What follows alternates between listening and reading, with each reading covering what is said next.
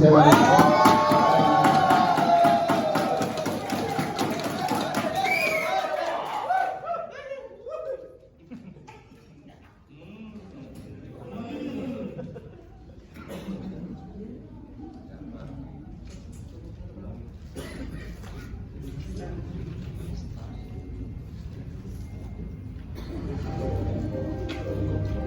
datang di KRI Stockmaster. Kepada seluruh penumpang yang terhormat, kami ucapkan selamat bergabung dalam pelayaran kami. Perjalanan kali ini akan dipandu langsung oleh kru Stockmaster yang diperankan oleh Ishar Kapten. Sabrina masuk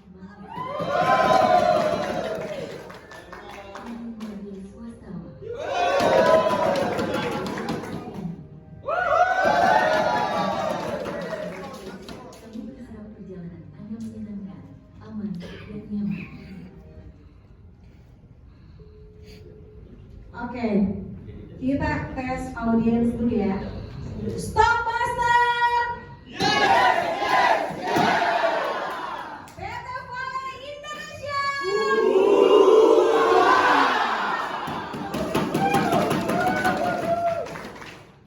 Saya mulai dengan pantun. Opai the Sailorman. Makan bayam. Kalau berlayar tak lupa pulang. Kami sudah menginjakkan kaki di kota Batam.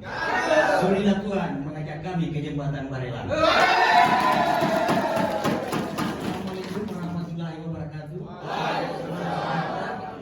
Untuk kita semua, perkenalkan kami dari tim Stockmaster. Kami yang berjudul menurunkan biaya pembelian unit trailer baru sebesar 10% dari harga pembelian sebelumnya. Proses pemurnian biji nikel pada PT Vale Indonesia dilakukan di area konverter. Cairan nikel matte yang berasal dari tungku elektrikal tumis akan diteruskan masuk ke dalam sel konverter. Pada tahap ini cairan akan diolah melalui sistem oksidasi, di mana oksigen akan ditiupkan masuk ke dalam sel konverter melalui alat yang kita sebut dengan tuyer. Tuyer di sini berfungsi sebagai media pendistribusian oksigen yang bersumber dari kompresor, kemudian melalui pipa tuyer dialirkan masuk ke dalam sel konverter sehingga terjadi proses oksidasi dan akan menghasilkan pemisahan antara cairan slag dan cairan nikel matte.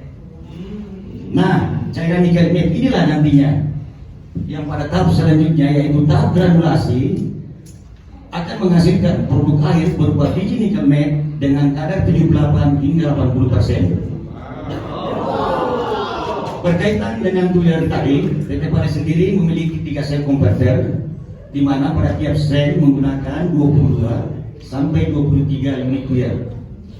Tuyer ini juga merupakan item critical part untuk area konverter, sehingga jika kebutuhan akan unit tuyer tidak mencukupi, maka dapat dipastikan bahwa proses pemurnian tidak akan berjalan optimal, dan ini berdampak pada loss production. Dampaknya terlalu besar ya, Pak Ibu. Aduh, Pusat, bagaimana ini? Naik lagi harga pembelian tuyer. Tahun 2020 untuk pembelian satu set tuyer 24 itu membutuhkan biaya sekitar 64.260 US dollar atau sekitar 1,06 M. Naik 21% dari pembelian sebelumnya. Macam mana ini Coba kita lihat dulu.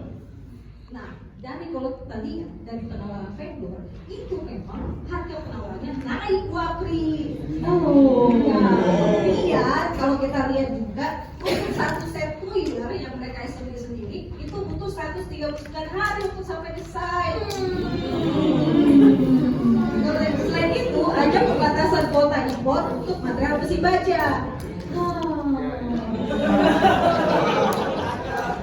Jadi bisa dikatakan identifikasi masalah kita itu ada 3. Yang pertama itu karena peningkatan biaya biaya pembelian oleh vendor. Yang kemudian yang kedua adalah pengiriman yang lama yang tidak sesuai dengan kesepakatan dengan PO, dan yang ketiga adalah karena adanya regulasi pemerintah tentang pembatasan izin impor besi baja. Sehingga ketika kita menganalisa, maka masalah prioritas yaitu peningkatan harga pembelian tuyer dan pembatasan kuota impor.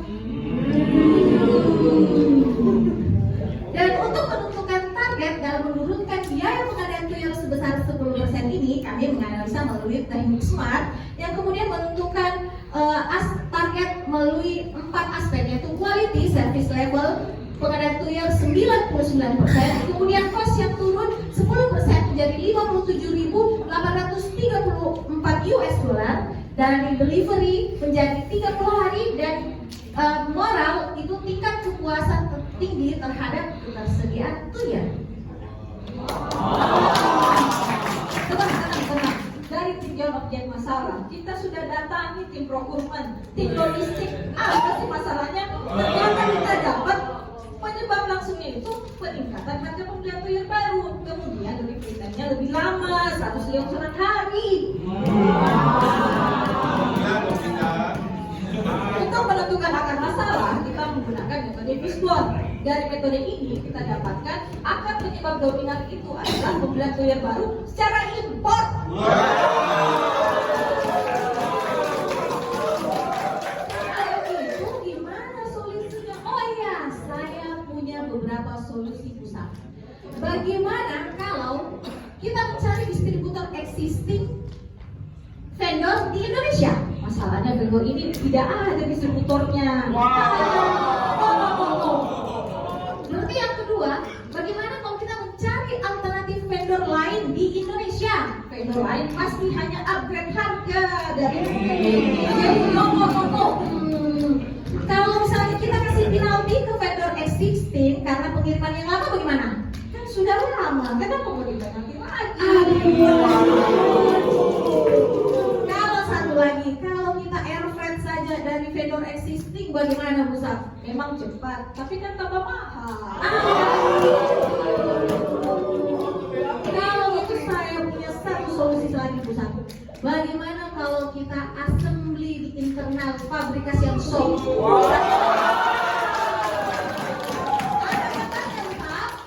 Ada harusnya. Oke, kalau begitu saya konfirmasi dulu ke tim fabrikasi shop.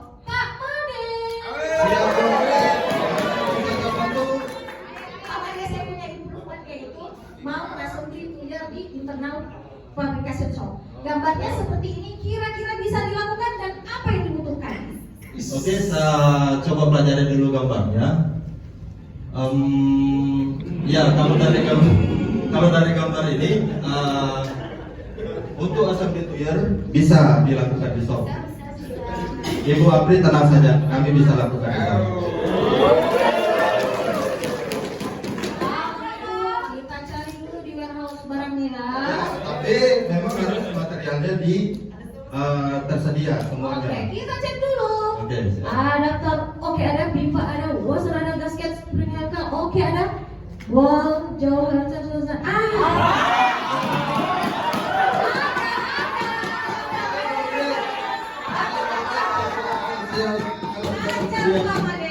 Kalau sudah tersedia semua partnya seperti ini,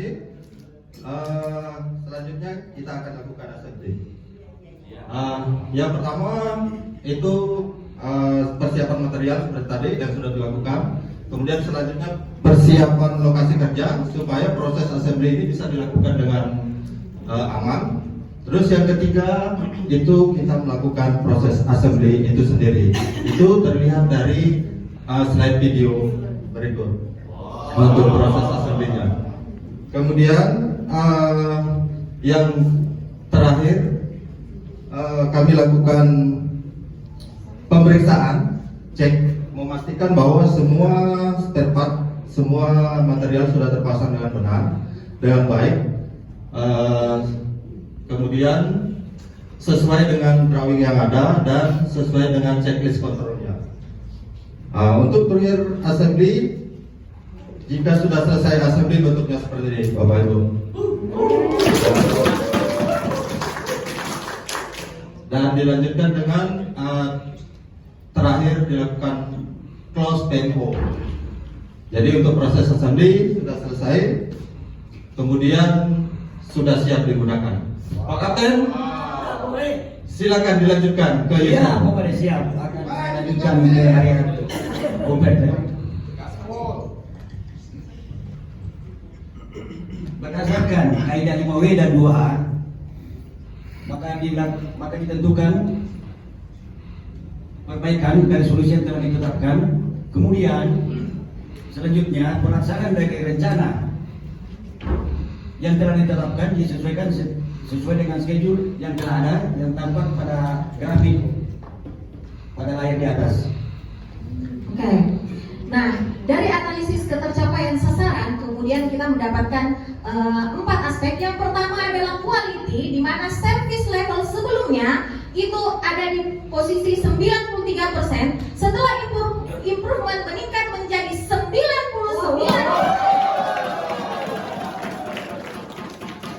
Kemudian dari aspek pengadaan clear yang sebelumnya di tahun 2020 nilai perolehan sebesar 64.260 US dollar.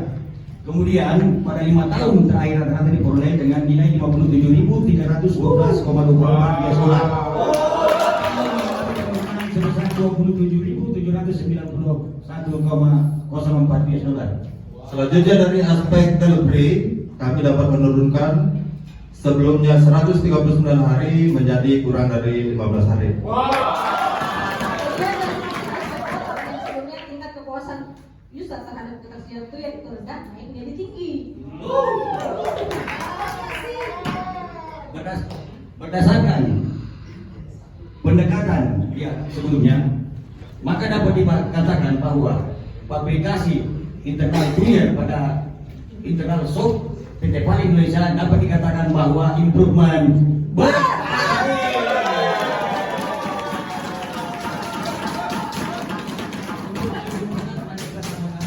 testimoni dari usaha kalian.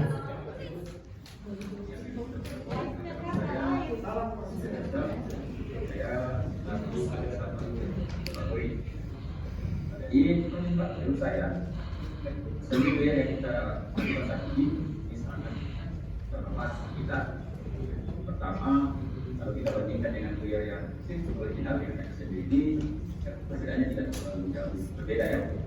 Dan juga kuliah sendiri juga ini kita jadi dari proses itu memang sudah bisa memenuhi dengan kuliah sendiri.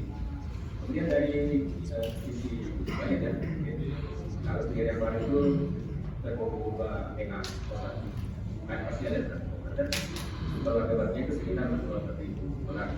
Tapi yang mungkin ini dengan yang sama, persen itu hanya 3.000 orang. Jadi ini sangat bermanfaat. Apa saya bisa seperti itu? Ya udah dia, terima kasih.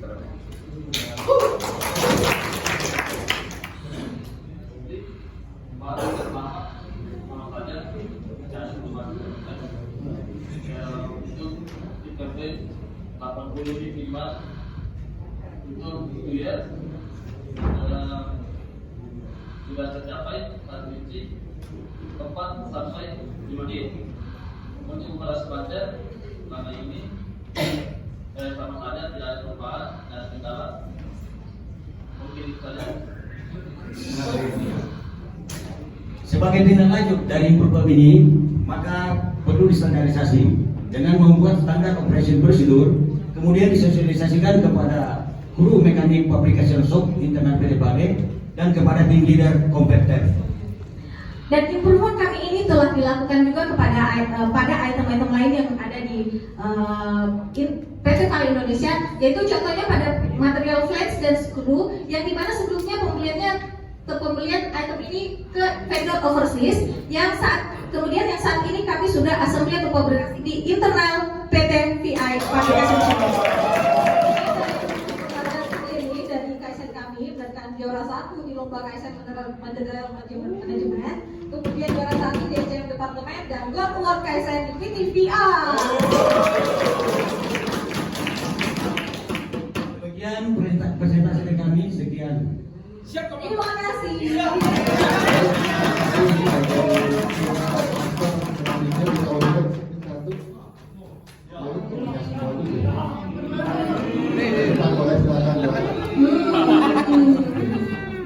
kenalkan saya Arif Budi, Pak. Saya Arif Budi dari PT PPA.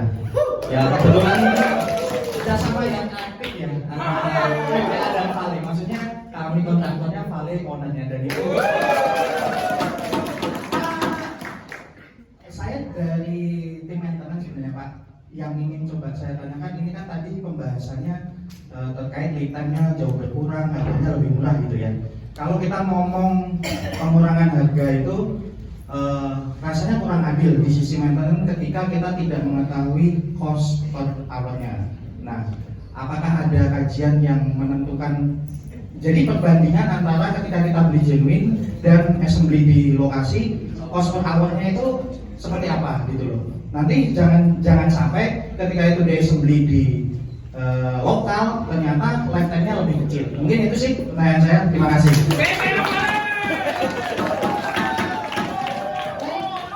Baik, Bapak terkait cost bisa dilihat dari di sini terdiri dari harga raw material termasuk harga pabrik internal assembly-nya sendiri gitu. Jadi dari sisi penurunan cost itu kami sudah hitung dari biaya servisnya sendiri.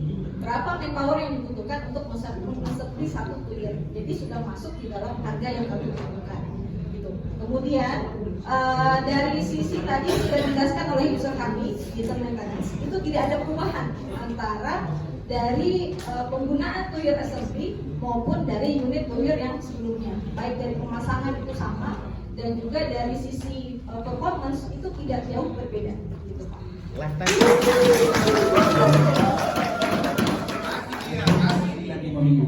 Oh ya. Baik, itu cukup ya. Selanjutnya Dewan Juri dipersilakan. Maaf. Yang menarik sekali ya, inovasinya ini yang dua terakhir ya. Oke Pak, tinggal satu lagi Pak. Cinta produk dalam negeri.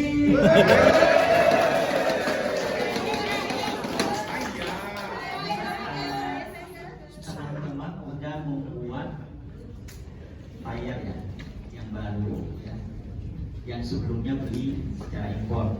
Betul, Pak. Nah, kemudian dari kualitas barangnya sendiri. Terima kasih. Pernah kan diuji ya, dibandingkan dengan produk yang impor. Kan kita akan membandingkan antara produk impor dengan produk yang buatan sendiri ya. Misalkan dari harnessnya, kekuatannya, kemudian dari lenturnya dan lain sebagainya, bahkan sampai ke kualitas hasil produksi atau tadi proses peleburan ya. Pada saat apakah ada pengaruh terhadap kualitas dari hasil peleburan misalnya? Ya, baik Pak, kami akan jawab. Jadi sebelumnya pembelian tulir yang dilakukan di overseas itu pemakaian di converter makan waktu sekitar 5 minggu. Kemudian pada saat kita lakukan fabrikasi dan di trial di area converter itu hampir sama, bahwa lifetime untuk pemakaian tulir yang diasingkan itu sama 5 minggu. Ya, jadi setiap 5 minggu tulir akan diganti. Pernah nggak dilakukan uji misalnya ke lab terkait dengan baja, kekuatannya, harnessnya, uji metalisasinya ya? Nah, alangkah bagusnya kalau itu dilakukan ya. Misalnya produk impor kekuatannya, spesifikasi daripada logamnya itu berapa, harnessnya, kekuatannya, sehingga nanti akan menyamai minimal sama ya dengan yang pernah kita beli secara impor. Pernah dilakukan itu nggak? Yang kita lakukan hanya membandingkan antara pada saat aktual dipakai di lapangan aja.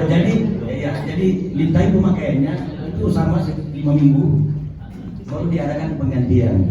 Yang sebelumnya juga Sama 5 minggu Pak. Jadi itu kalau di kedepan dikenal dengan partial relay. Nah ini nextnya mungkin kalau misalnya berlanjut ke internasional ya. Harapannya ini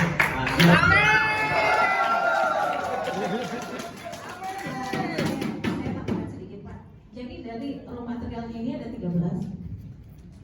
Ada 3 item ini yang masih original. masih kita beli ke vendor existing tapi dalam sudah pecahan, tidak berbentuk unit, sehingga kita masih menggunakan yang original. Jadi masih kombinasi ya? Yes, masih komunikasi. Nah, ada yang sisanya itu adalah item yang sudah distokkan di warehouse-nya kami, yang kemudian kita sudah infokan ke usernya dan sudah confirm untuk digunakan. Oh, jadi kita kalau beli sebelumnya ini Unit Pak, unit ya? langsung unit. Makanya kena Yang tersedia di kita misalkan apanya? Jadi yang masih kita berdagang bersih saya jual adaptor, kemudian bar, kemudian silencer. Selebihnya itu kita fabrikasi di internal kita. Oh, jadi nggak semua unit ya? Iya Pak, belum. Akan menuju ke sana.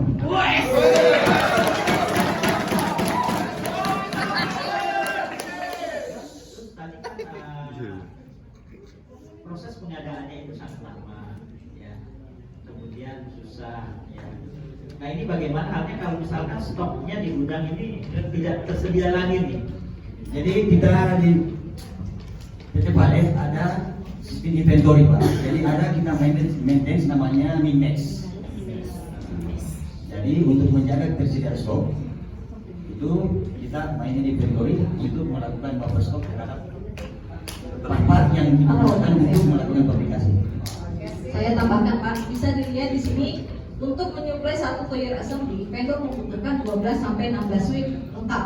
Nah, sedangkan di kami sendiri, kenapa kami take over sebagian? Karena kami merasa material ini adalah bottleneck yang menyebabkan material ini susah untuk diimpor karena ada baut dalamnya, kemudian ada pipa yang dari pemerintah sendiri bahwa produk ini sudah ada dalam negeri. Nah, kemudian dari assembly sendiri, pihak kami itu bisa lebih cepat daripada si vendor karena dari Pak Madi sendiri tim fabrication shop dalam satu unit toyer itu bisa sampai 15 hari, tidak perlu sampai 12 sampai 16 minggu.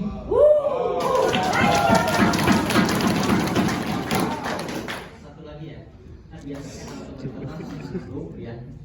Nah kemudian tiba-tiba ini barang itu di luar itu tidak produksi lagi. Nah saya akan tanyakan bagaimana confident dari tim teman-teman seandainya barang ini benar-benar sudah tidak diproduksi lagi di luar. Saat ini untuk beberapa item ini kami sudah beli dalam negeri. Jadi tidak dibeli ke luar negeri kecuali yang 3 item yang lain itu. Tapi yang 3 item ini sementara kami memulai untuk mencoba fabrikasi di internal. Kalau itu bisa berhasil maka kita tidak perlu membeli di luar. Jadi dari strategi pengadaan kami untuk material-material yang kritikal itu kami berusaha mencari alternatif vendor. Jadi kita tidak selalu rely pada satu vendor. Jadi tim procurement kami itu masih dalam tahap pencarian vendor alternatif dari part-part yang masih kami impor. Jangan lupa itu dipatenkan. Banyak sekali ya tambang-tambang radikal. Saya dulu di Pomala. Pomala ya, lama sekali, sana 3 tahun. Nah, barangkali nanti atau mitra bisnis Pomala ternyata tidak ada, ternyata di Paris sudah ada semua. Luar biasa.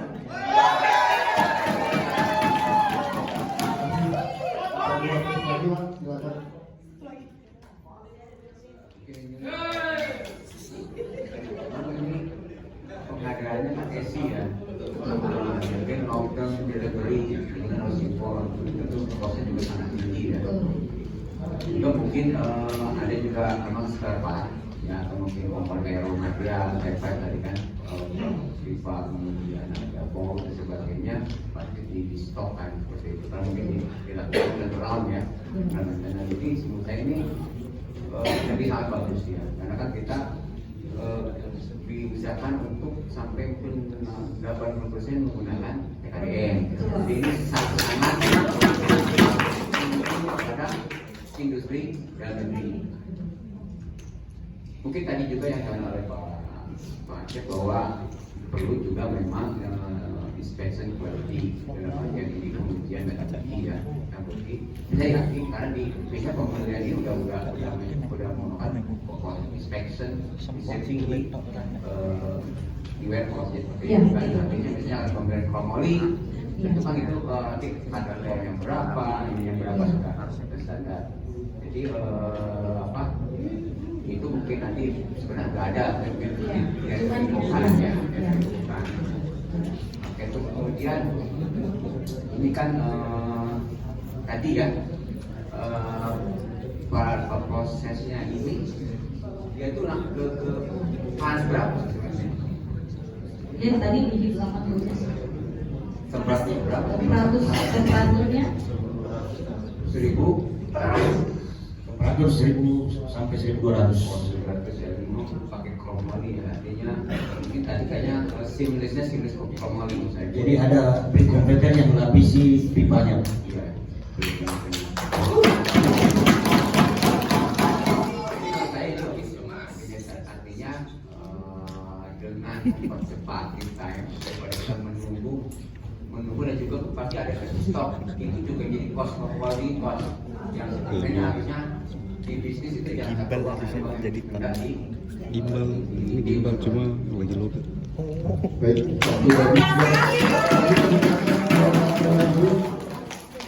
terima kasih. Ada closing statement, mungkin silakan Pak Master. Sebagai penutup, Tuyul merupakan salah satu instrumen penting yang digunakan untuk membantu proses pemurnian biji nikel pada PT Pal Indonesia. Dengan adanya tantangan berupa kenaikan harga dan adanya regulasi pemerintah terkait kuota impor barang, justru merupakan suatu peluang untuk kita melakukan improvement. Terbukti improvement terhadap Tuyul ini berhasil. Ingat, satu langkah kecil yang kita buat, one little tiny step. Productivity and effectiveness in our company.